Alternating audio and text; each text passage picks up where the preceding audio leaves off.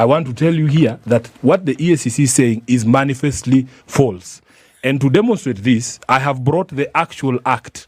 And I want to read to you the act itself as was passed by the Senate, so that you see, yes, the bill itself. The bill itself as was passed by the Senate, because it originated from the National Assembly, and then we made some proposals on changes.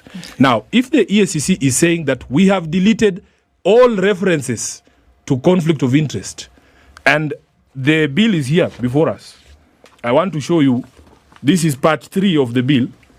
It says there at the top what city. What does it say? Conflict of interest. Exactly. So they are saying we deleted all these clauses, and I want to read them. We did not delete these clauses. They are in the bill. A public officer is in conflict of interest if the public officer exercises an official power, duty or function to further his or her private interest or the private interest of another person. It is there. Number 2, fails to declare and register a private interest that is in conflict with the public interest. Section 9. A public officer shall take reasonable steps to avoid any real, apparent, or potential conflict of interest in connection with official duties of a public officer. And B, disclose details of a private interest of the public officer that affects the official duties of the public officer. Section 10 of the bill. A public officer shall not make a decision or participate in making a decision relating to the exercise of an official power or the performance of a duty or function if the public officer knows that in the making of the decision, the officer would be in conflict of interest. If they know. Yes. Subsection 2, a person who contravenes subsection 1 commits an offense. Now, what is the punishment for that offense?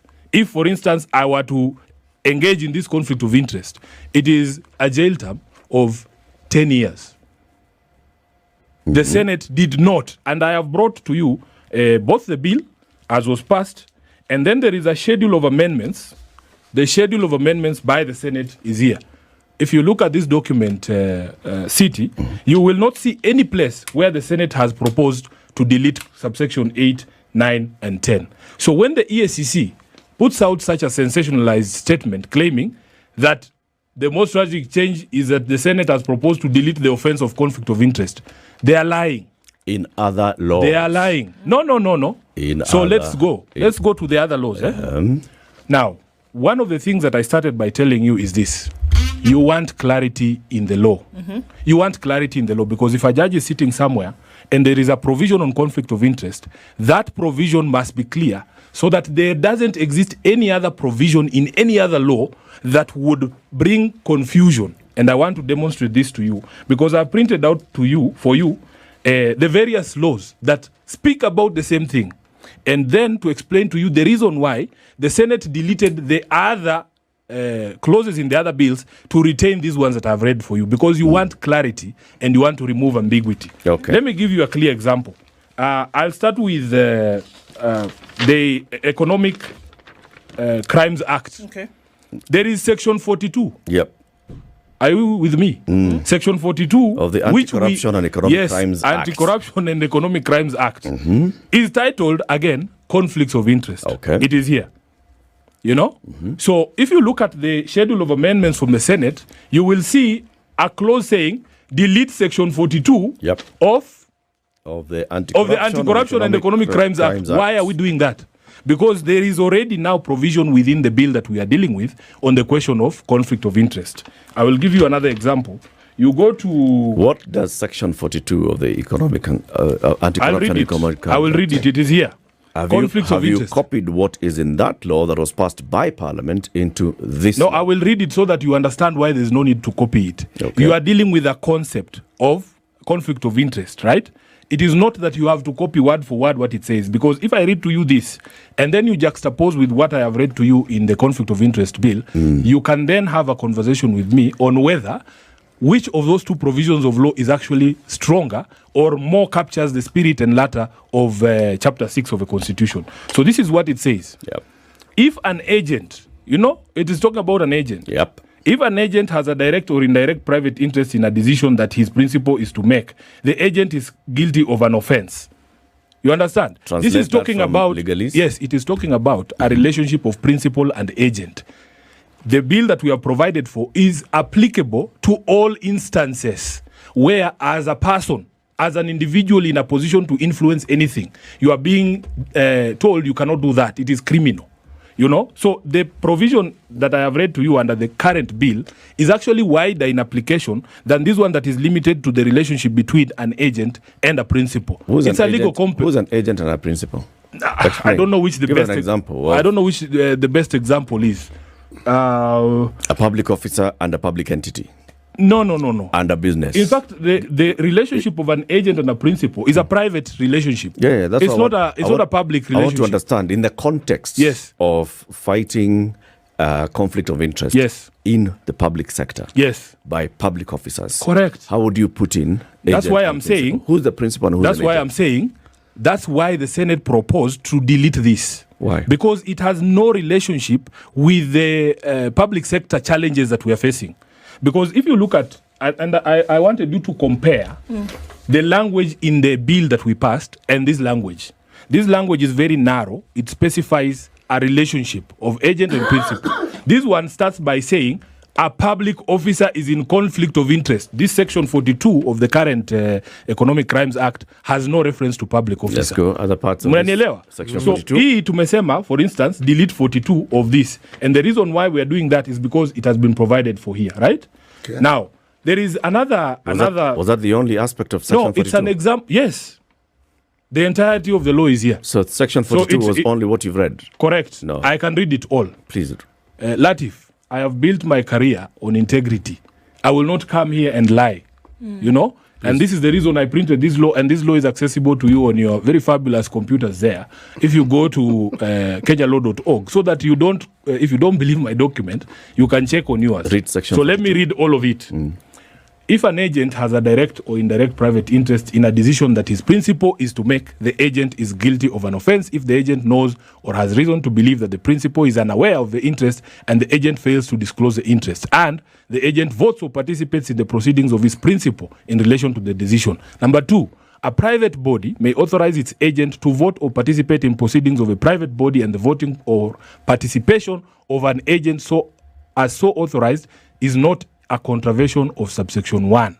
3, an agent of a public body who knowingly acquires or holds directly or indirectly a private interest in any contract, agreement, or investment emanating from or connected with the public body is guilty of an offense. Subsection 3 does not apply with respect to an employment contract of the agent or related or similar contract or agreement, or to any prescribed contract, agreement, or investments. That is the entirety of section 42, which we propose to delete. Okay. Now, this same act, Economic Crimes Act, if you go to section 46, which the Senate did not touch, abuse of office. A person who uses his office to improperly confer a benefit on himself or anyone else is guilty of an offense. The Senate did not touch this. So that is one law. Number 2, I want to show you, there is another law called the Public Officer Ethics Act, which deals exactly with this question of ethics in public office and conflict of interest. These laws, let me refer you to section 11, for instance. No improper enrichment. A public officer shall not use his office to improperly enrich himself or others. Do you see the similarity in language between section 11 of this act and section 46 of the Anti-Corruption and Crimes Act? So if a judge, you see the Ethics and Corruption Commission has been charged with enforcing these laws. Yes. And you have 2 sets of laws. The language is different. You are creating ambiguity. Yeah. That is why when you come up with a law specifically to deal with conflict of interest, you will see references to deletion of clauses in other laws. Okay, Senator. Or amendment of clauses. Correct. Okay, so essentially what we're saying here is that what was removed so had already shown somewhere else, and there was no need for repetition. Exactly. Okay. Exactly. And you see, what we are protesting is the claim by EACC that we have removed clauses referring or dealing with the question of conflict of interest. Yet I have demonstrated to you these clauses are in the Act. Let's go to the leadership. I want to spend a bit of time there. Yes. Right? Because from what I hear you, the reading of the ASECA, the Anti-Corruption and Economic Crimes Act, and the proposals in the bill, there's a section 46 that is specific to public officer, and 42 is talking about agents. Correct. In private and public, right? Yes. In my reading of this, it sounds like what ASECA is doing is also saying that a private entity dealing in a conflict with the public is also liable. And probably this is what the EACC has previously used. What we are trying Let me finish, then you can explain. When we see, for example, the Director of Public Prosecutions taking people to court on matters of corruption, whether they are private entities that dealt with the public office, or whether it's a public officer who is then accused of abusing office, then that is contained in the Anti-Corruption and Economic Crimes Act. Yes. Right? Where you're saying you, as an entity, acting directly or with an agency, because of the corruption that has been found to have been committed, you're also liable. Yes. And you're taken to court. Yeah. If you delete that, does that not affect that provision? No, it doesn't, because the economic crime does not go away when you have removed this description of the agency relationship is a whole legal concept that I don't know if I have time to explain this thing. But the truth of the matter is the conflict we are dealing with and the discussion in the public space is not about private entities. If you I'll give you an example. If as a private entity, for instance, you engage in bid rigging, yeah, you are doing placing a bid for a public tender and you engage in bid rigging or collusion or the economics and anti-corruption laws already have criminal sanction for that conduct. So if you are dealing with conflict of interest, the conflict of interest that we are dealing with here is in the public space. And City, I want us to have... Eric, City. Yeah, sorry. I want us to have a conversation about what the EACC is telling the public. Because the EACC claims that because of these amendments in the Senate, the war on corruption is lost. I want us to be very honest with each other, City. We have all these laws in place right now, right? Mm-hmm. Are people in power doing business with government? Yes, they are. Are they doing business with government? Yes. How? How are they able to do business with government? How many people have you had convicted because the law exists? I can show you all these laws here. They are here. Section 20, this is the Leadership and Integrity Act. Which other example can I give you? So you're saying we don't even need this bill? We actually do not. Even the bill that you're dealing with? We actually do not, because the problem in Kenya is not the absence of laws. And I want to read to you one statement from the Public Service Commission, because when this bill came for public participation, all these stakeholders actually came and gave views to the Justice and Legal Affairs Committee of the public, of the Senate.